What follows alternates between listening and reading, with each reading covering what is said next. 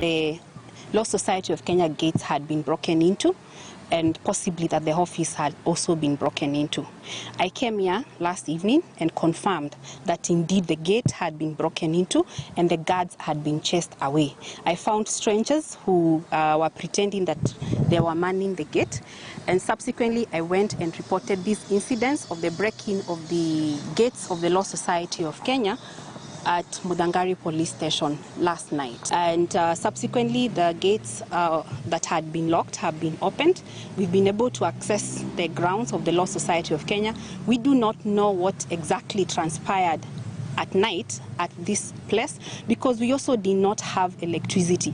The Law Society of Kenya electricity unfortunately has been disconnected because of lack of power. The person who has refused to sign the check was here last night knowing very well that there is no power, there is no electricity, there is no security. We do not know exactly what they came in to do. Wafanyikazi watatu ambao walitimuliwa, walifukuzwa. Kandarasi yao ikafika tamati. Wameenda mahakamani kuzuia kwamba wasitimuliwe. Mahakama imesema hapana, nyinyi mmetimuliwa. Lakini sasa maafisa wa polisi wamekuja wamevunja mlango na wamewaruhusu hao maafisa 4 waliotimuliwa kazini.